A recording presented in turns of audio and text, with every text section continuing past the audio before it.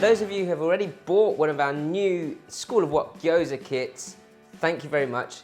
Here's a video to show you how to perfect your dumpling folding. And much like our School of Wok bao bun kits, we've kept it really simple, true School of Wok style. You've got all the instructions written out and drawn out for you inside the pack.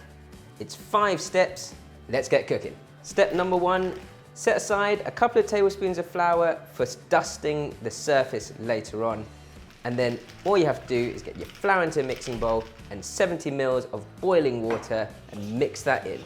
Once your flour starts to form a ball of dough, start kneading it. Get it onto the surface and knead with the palms of your hands, not your fingertips. Push in, roll, push in, roll. You're looking at about 2 to 3 minutes of kneading, and then you've got a nice smooth ball of dough. Cover it with cling film, let it rest 5 minutes, and then you can roll it out. Step 2, you want to finely chop up your veg. I've got some Chinese leaf here. You can use kale or any sort of leafy green, that will work fine. You want about 50 grams of veg and about 150 grams of either minced meat or diced tofu. Pour the marinade sachet over the top and give that a good massage through.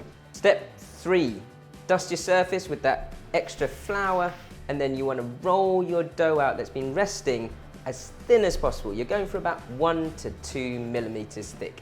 Get yourself a round cutter, either a dumpling cutter or cookie cutter, and then just stamp nice circles out, as many as you can get off that dough. Don't waste any extra dough.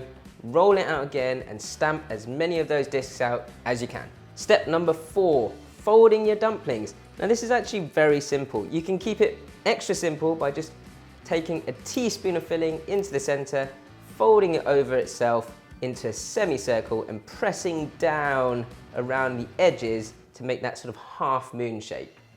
Or if you want to have a bit of fun, you can make triangle shapes,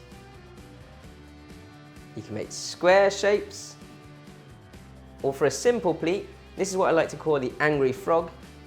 You want to go center to center, point in with your index finger and pinch the side closest to you. Pinch the other side symmetrical, so you've got 2 eyes of your frog, and then poke your frog in the eyes by just pinching those 2 eyes together. Close the pleats up and you're ready to go. For a pleat with a bit more finesse, then you want to take your pastry, put a teaspoon of mix into the center, and then hold it up, kind of like a taco, with your thumb hovering over the top, and pinch from the side, push in, and start to pleat one pleat after another all the way along the edge of your pastry.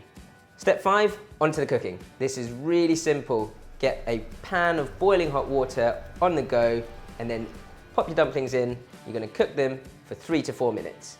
If you want to take it one step further and get that sort of crispy base, that pot sticker style dumpling or gyoza, then all you need is a frying pan with some hot oil and just sear that and fry them for about 1 to 2 minutes to get that crisp bottom edge. Once your dumplings are ready, guys, don't forget we've got your last sachet, that's your dipping sauce, a nice mixture of light soy and rice vinegar. Serve that up, dip away,